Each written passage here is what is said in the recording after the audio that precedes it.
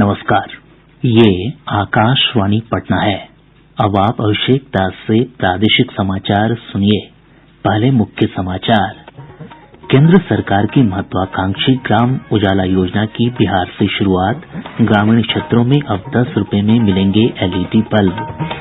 केंद्र सरकार ने स्पष्ट किया, देश में बढ़ती आबादी को नियंत्रित करने के लिए 2 बच्चों की नीति लाने का कोई प्रस्ताव विचाराधीन नहीं है। केंद्रीय स्वास्थ्य मंत्री डॉक्टर हर्षवर्धन ने कहा, देश में प्रयोग में आ रहे कोविड के सभी टीके पूरी तरह सुरक्षित हैं और राज्य सरकार ने 15 अप्रैल तक सभी विद्यालयों को बंद करने संबंधी आदेश होने की बात को खारिज किया। बुलेटिन की शुरुआत इस संकल्प के साथ, कोविड-19 महामारी के खिलाफ देश एकजुट होकर लड़ रहा है। आप भी हमारे साथ सुरक्षा और बचाव के 3 आसान एहतियाती उपायों का संकल्प लें। कोविड-19 से बचाव और सुरक्षित रहने के 3 उपाय। मास्क लगाएं, 2 गज दूरी है जरूरी, सुरक्षित दूरी रखें, हाथ और मुंह साफ रखें। अब समाचार विस्तार से। केंद्रीय ऊर्जा राज्य मंत्री आर.के. सिंह ने आज प्रधानमंत्री ग्राम उजाला योजना का शुभारंभ किया। श्री सिंह ने वीडियो कॉन्फ्रेंस के जरिए आरा के रमना मैदान से योजना की शुरुआत की। समारोह को संबोधित करते हुए उन्होंने कहा कि इस योजना के अंतर्गत ग्रामीण क्षेत्र के परिवारों को 10 रुपये की दर से एलईडी बल्ब उपलब्ध कराए जाएंगे। प्रत्येक परिवार को 5 बल्ब देने की योजना है। योजना के लिए नियुक्त कर्मी हर गांव में बिजली उपभोक्ताओं के घर जाकर पुराने बल्ब लेंगे और उन्हें एलईडी बल्ब उपलब्ध कराएंगे। श्री सिंह ने कहा कि इस योजना के माध्यम से प्रति वर्ष 50,000 करोड़ रुपए की बचत होगी और कार्बन उत्सर्जन में भी काफी कमी आएगी। केंद्र सरकार ने स्पष्ट किया है कि देश में बढ़ती आबादी को नियंत्रित करने के लिए 2 बच्चों की नीति लाने का कोई प्रस्ताव विचाराधीन नहीं है। आज लोकसभा में एक प्रश्न के लिखित उत्तर में केंद्रीय स्वास्थ्य राज्य मंत्री अश्विनी कुमार चौबे ने ये जानकारी दी। उद्योग मंत्री सैयद शाहनवाज हुसैन ने कहा है कि राज्य की इथेनॉल पॉलिसी की घोषणा के बाद से 30 निवेशकों ने इस क्षेत्र में रुचि दिखाई है। पटना में संवाददाता सम्मेलन में श्री हुसैन ने कहा कि बिहार में इथेनॉल उत्पादन की व्यापक संभावनाएं हैं। जो आज प्रस्ताव है उसमें से 50 करोड़ लीटर हम बना सकते हैं, जो अभी 12 करोड़ लीटर बना रहे हैं। 20 प्रस्ताव पे 50 करोड़, अगर 40 आ जाए तो कितना होगा। और हमारे पास न मक्का की कमी है, न गन्ना की कमी है, न हमारे जज्बे की कमी है, न हमारे हौसले की कमी है। बिहार औद्योगिक क्रांति करके रहेगा, ये हम सबकी, हमारी सरकार की जिद है। श्री हुसैन ने कहा कि सरकार जल्द ही टेक्सटाइल पॉलिसी भी लाएगी ताकि राज्य में कपड़ा उद्योग को बढ़ावा मिल सके। उन्होंने कहा कि विभिन्न क्षेत्रों में निवेशकों ने रुचि दिखाई है और बहुत जल्द धरातल पर काम दिखने लगेगा। प्रदेश में 1.5 महीने के बाद कल कोरोना के 100 से अधिक मामले दर्ज किए गए हैं। स्वास्थ्य विभाग के अनुसार 25 जिलों से 107 नए मामलों की पुष्टि हुई है। इसमें सबसे अधिक 26 मामले पटना से सामने आए हैं। वहीं भागलपुर से 11 मामलों की पुष्टि हुई है। इधर प्रदेश में कोविड से स्वस्थ होने की दर में भी गिरावट आई है। स्वस्थ होने की दर 99.26% है। अब तक 2,61,304 लोगों को उपचार के बाद छुट्टी दी जा चुकी है। फिलहाल 405 मरीजों का उपचार चल रहा है। इस बीच स्वास्थ्य विभाग ने कोविड के मामलों में वृद्धि को देखते हुए 5 अप्रैल तक सभी स्वास्थ्य कर्मियों की छुट्टियां रद्द कर दी है। पहले से छुट्टी पर गए कर्मचारियों को भी काम पर वापस लौटने के निर्देश दिए गए हैं। प्रदेश में अब तक 17,09,837 लोगों को कोविड के टीके दिए जा चुके हैं। स्वास्थ्य विभाग के अनुसार 13,50,002 लोगों को टीके की पहली डोज, जबकि 3,59,835 लोगों को दूसरी डोज दी गई है। इधर देश में अब तक 3,93,00,000 से अधिक लोगों को कोविड के टीके दिए जा चुके हैं। केंद्र सरकार ने कहा है कि कोविड-19 के टीके पूरी तरह से सुरक्षित हैं और इसकी क्षमता पर संदेह नहीं करना चाहिए। आज लोकसभा में एक पूरक प्रश्न का उत्तर देते हुए स्वास्थ्य और परिवार कल्याण मंत्री डॉक्टर हर्षवर्धन ने कहा कि कोई भी टीका कड़े वैज्ञानिक परीक्षण और राष्ट्रीय तथा अंतर्राष्ट्रीय स्तर पर विशेषज्ञों की जांच के बाद ही लगाया जा रहा है। उन्होंने कहा कि देश में कोविड-19 टीके के मामूली दुष्प्रभाव की खबर है। उन्होंने लोगों से कोविड टीका लगवाने की अपील की है।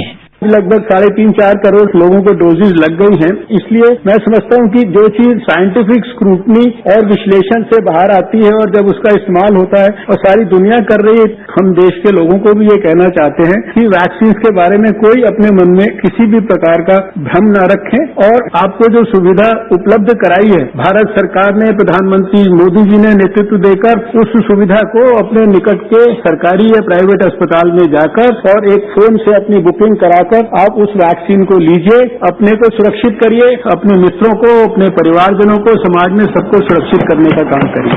भारतीय आयुर्विज्ञान अनुसंधान परिषद के महामारी विज्ञान तथा संचारी रोग विभाग के प्रमुख डॉक्टर समीरन पांडा ने बताया कि हाल के दिनों में कोविड मामलों में तेजी से वृद्धि का कारण लोगों द्वारा कोविड दिशा निर्देशों की अनदेखी करना है। यह नया ट्रेन है, ये फैलने का तरीका एक ही रहा, तो that's why it is very important कि हमें सावधानी बरतना चाहिए, 2 गज की दूरी, हाथ साफ कर रखना, मास्क इस्तेमाल करना, और ये जो लार्ज गैदरिंग्स हो रही है ना, सोशल इवेंट का कारण हो, रिलीजियस इवेंट्स हो या इलेक्शन कैंपेन हो, ये सब अवॉइड करना चाहिए। और ये 4 चीज होते हुए भी हम वैक्सीनेशन रोल आउट प्रोग्राम चालू किया है। ये 5 एक साथ हम ठीक तरीके से करते हैं तो chain of transmission of the virus ये हम रोक पाएंगे। कोविड के बढ़ते मामलों को देखते हुए कटिहार जंक्शन सहित राज्य के 4 रेलवे स्टेशनों को अलर्ट जोन में रखा गया है। यहां बाहर से आ रहे यात्रियों की रैपिड एंटीजन किट के माध्यम से जांच की जा रही है। कटिहार मंडल के अपर रेल प्रबंधक चौधरी विजय कुमार ने बताया कि कटिहार जंक्शन पर हर दिन 200 रेल यात्रियों की कोविड जांच हो रही है। शिक्षा विभाग ने सोशल मीडिया पर चल रही उस खबर का खंडन किया है जिसमें दावा किया जा रहा है कि कोरोना संक्रमण के कारण सरकार ने 15 अप्रैल तक सभी विद्यालयों को बंद रखने का आदेश जारी किया है। विभाग ने कहा है कि बिहार शिक्षा परियोजना परिषद के लेटर पैड पर परियोजना निदेशक के नाम से वायरल हो रहा पत्र फर्जी है।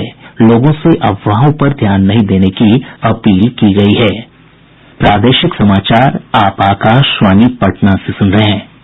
बेगूसराय सदर अस्पताल में इंडियन ऑयल कॉरपोरेशन की बरौनी रिफाइनरी 6 बिस्तर वाले बर्न यूनिट की स्थापना करेगी। इस संबंध में आज स्वास्थ्य मंत्री मंगल पांडेय और बरौनी रिफाइनरी के कार्यपालक निदेशक शुक्ला मिस्त्री के बीच एक समझौता ज्ञापन पर हस्ताक्षर हुआ। 3 करोड़ 87 लाख रुपए की लागत से बनने वाले इस यूनिट का निर्माण कार्य 18 महीने में पूरा करने का लक्ष्य रखा गया है।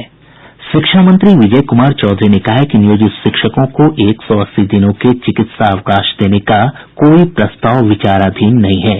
विधान परिषद में एक सवाल के जवाब में मंत्री ने कहा कि नियोजित शिक्षक और सहायक शिक्षकों की सेवा शर्त में अंतर है। एक अन्य सवाल के जवाब में श्री चौधरी ने बताया कि मध्याह्न भोजन योजना के अंतर्गत रसोईया सह सहायक के मानदेय में वृद्धि करने और 10 माह के बजाय 12 माह का पारिश्रमिक भुगतान करने के लिए केंद्र सरकार से अनुरोध किया गया है।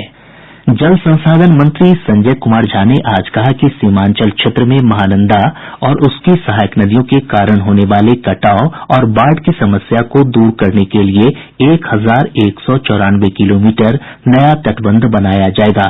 AIMIM के अख्तरुल ईमान के ध्यानाकर्षण के जवाब में मंत्री ने कहा कि महानंदा बाढ़ नियंत्रण कार्यक्रम के अंतर्गत विभिन्न फेज में इन तटबंधों के निर्माण के लिए जमीन अधिग्रहण की कार्यवाही चल रही है। उन्होंने कहा कि 95 किलोमीटर से अधिक लंबे पुराने तटबंधों को मजबूत करने का काम भी शुरू किया जाएगा।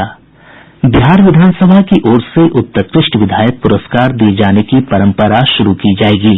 अध्यक्ष विजय कुमार सिन्हा ने आज सदन में इसकी घोषणा की। उन्होंने कहा कि लोकसभा द्वारा दिए जाने वाले सर्वश्रेष्ठ सांसद पुरस्कार की तर्ज पर ये पुरस्कार दिए जाएंगे। उत्कृष्ट विधायक का पुरस्कार प्रतिवर्ष प्रदान किया जाएगा। इस पुरस्कार में प्रशस्ति पत्र और बिहार विधानसभा मुख्य भवन की रजत अनुकृत शामिल होगी। यह पुरस्कार उत्कृष्ट विधायक को दिया जाएगा जिसका चयन पुरस्कार समिति द्वारा किया जाएगा। विधान परिषद में आज भोजपुरी को संविधान की 8वीं अनुसूची में शामिल करने का मुद्दा उठा। कांग्रेस के प्रेमचंद मिश्र ने कहा कि सरकार को इस संबंध में केंद्र के पास अपनी अनुशंसा भेजनी चाहिए। भाजपा के सच्चिदानंद राय ने भी प्रेमचंद मिश्र का समर्थन किया। जवाब में प्रभारी मंत्री विजेंद्र प्रसाद यादव ने कहा कि 12 जनवरी 2006 को ही केंद्र सरकार को अनुशंसा भेजी जा चुकी है। वैशाली जिले के लालगंज थाना क्षेत्र के लगड़ी पाकड़ चौक के पास पुलिस ने एक कंटेनर से 646 कार्टन शराब जब्त की है।